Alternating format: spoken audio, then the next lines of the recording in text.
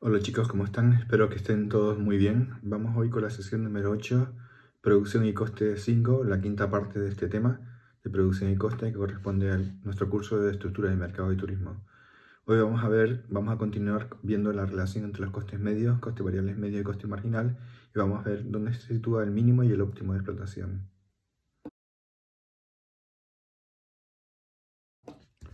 Hola chicos, ¿cómo están? Espero que estén todos muy bien. Vamos hoy con la sesión número 8, producción y coste 5, la quinta parte de este tema de producción y coste que corresponde a nuestro curso de estructura de mercado y turismo.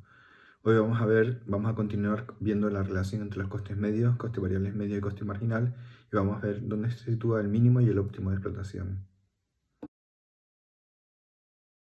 Bien, en esta transparencia recordatoria de la clase anterior nos permite ver qué relación hay entre la forma que tiene la función de coste marginal, producto marginal y la función total,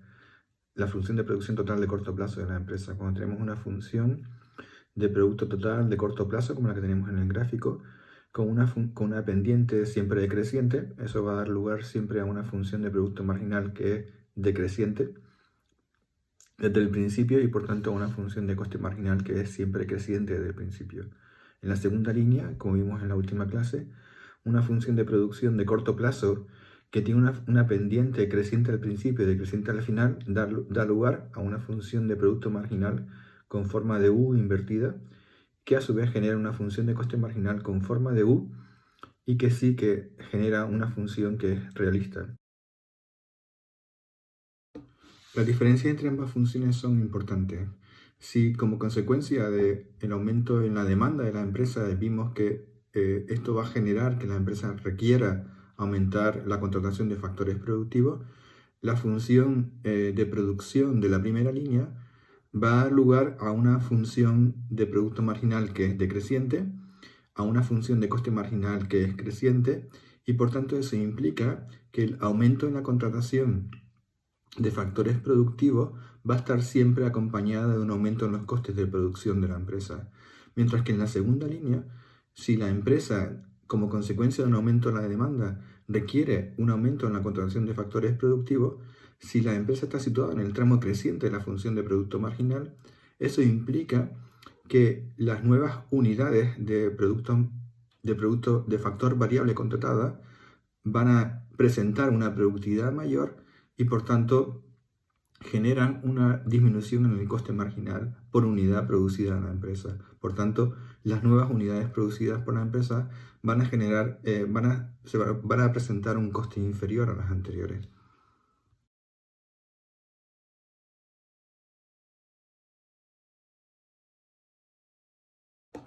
En esta transparencia tenemos un gráfico que relaciona las funciones de coste marginal en la línea roja y coste variable medio en la línea de color azul.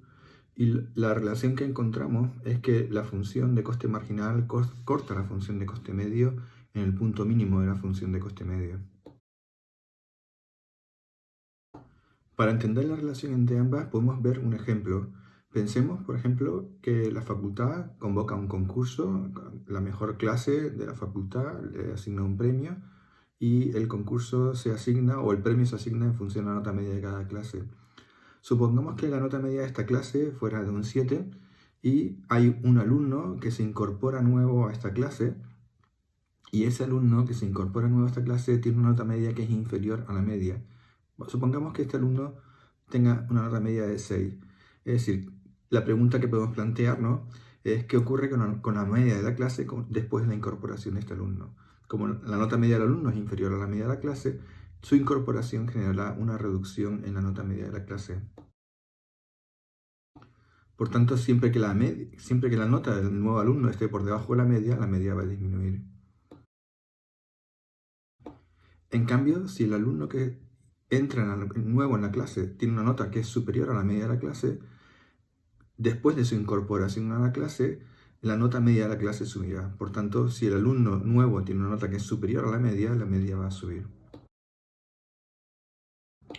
El mismo razonamiento lo podemos aplicar de manera análoga a las funciones de coste. La función de coste marginal expresa cuál es el coste de la nueva unidad producida y la función de coste medio expresa cuál es el coste medio de las unidades producidas. Por tanto, siempre que la función de coste marginal esté por debajo de la función de coste medio, quiere decir que el coste de la nueva unidad es inferior a la media y por tanto producir una nueva unidad generará una reducción en la media. Eso ocurre siempre que la línea roja, que es la función de coste marginal, está por debajo de la función de coste medio. En cambio, cuando la función de coste marginal está por encima de la función de coste medio, es decir, cuando la línea roja está por encima de la función de coste medio azul, eso quiere decir que el coste de una nueva unidad es superior al coste de la media. Y por tanto, cuando se produce una nueva unidad, como su coste es inferior a la media, el coste el coste medio de la producción aumentará. Por tanto, siempre que la función de coste marginal esté por debajo de la función de coste medio, la función de coste medio va a ser decreciente. Y siempre que la función de coste marginal esté por encima de la función de coste medio, la función de coste medio va a ser creciente. Y finalmente, la función de coste marginal corta la función de coste medio en su mínimo, que es lo que se denomina óptimo de explotación de la empresa.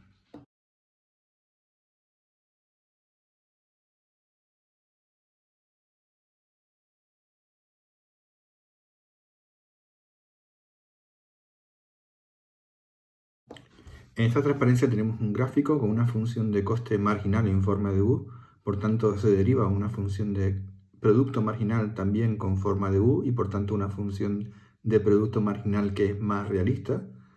Y esa función de coste marginal está vinculada también con una función de coste medio en forma de U y por tanto también más realista. Y lo que vemos en este gráfico es que hay una parte de la función de coste marginal al principio para un nivel de producción bajo, que es una función que es un tramo decreciente de la función de coste marginal y que se debe a que cuando se contratan más factores productivos, al aumentar la productividad marginal, el coste marginal baja y por tanto genera ese tramo decreciente de la función de coste marginal. En cambio, a partir del mínimo de la función de coste marginal,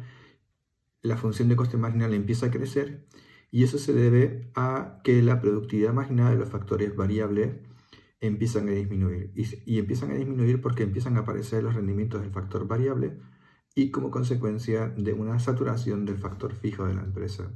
Es decir, la empresa está contratando más factores productivos variables, como por ejemplo los recepcionistas del hotel, pero no contrata más factor fijo, lo que genera saturación del factor fijo y una reducción en la productividad del factor variable.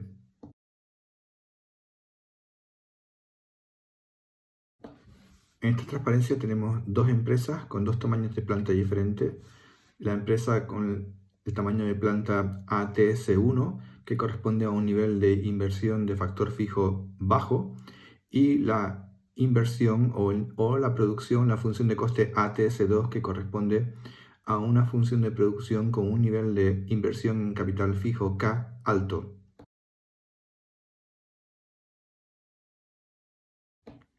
El coste fijo que corresponde a un nivel de inversión bajo del factor fijo es 108 y el coste fijo que corresponde a un nivel de inversión del factor capital alto es 216. En el cuadro, en la primera parte del cuadro, cuando la empresa tiene el nivel de inversión en factor fijo bajo y el coste fijo 8, el coste total de la empresa que se obtiene sumando el coste variable más el coste fijo. En el primer caso, la empresa tiene un crecimiento del factor del coste variable más rápido y para un nivel de producción, por ejemplo, de 1, el coste total sería 120, para un nivel de producción 2, 156, 216, 300 y 408, etc. En cambio, la empresa con un nivel de inversión alto y un coste fijo de 216 presenta una mayor productividad del factor variable y por tanto los costes variables son más bajos. Eso permite a la empresa tener costes variables inferiores y un crecimiento más lento, pero el coste fijo hace que el coste total para niveles de producción más bajos sea superior al caso de la empresa con un nivel de inversión bajo de factor fijo. En el gráfico superior eso se observa porque la línea en color más oscuro, que es la que corresponde al nivel de inversión de factor fijo bajo, para niveles de producción bajos, presenta un coste medio de producción por debajo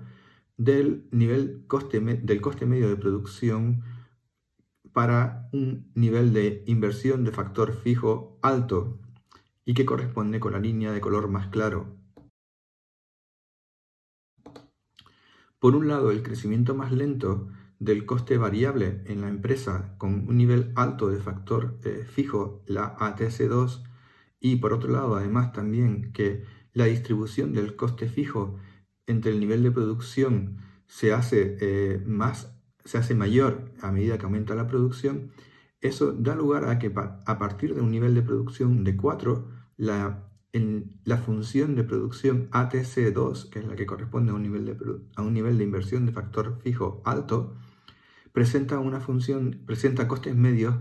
inferiores a el nivel de inversión de factor fijo bajo, representado por la línea ATC1 en color más oscuro. Por tanto, si la empresa tiene libertad para elegir el nivel de inversión bajo en factor capital o el nivel de inversión alto en factor capital, la empresa deberá elegir el nivel de inversión bajo en factor capital para niveles de producción más bajos, entre 1 y 4, y cuando los niveles de producción superan el valor de 4 o son mayores que 4, a partir de ese momento es más rentable elegir el nivel de inversión alto en factor fijo porque los costes medios van a ser inferiores. La razón es porque la empresa mantiene niveles de productividad más altos, porque la saturación del factor fijo es inferior y también porque la distribución del coste fijo se hace cada vez más pequeña para niveles de producción más grandes.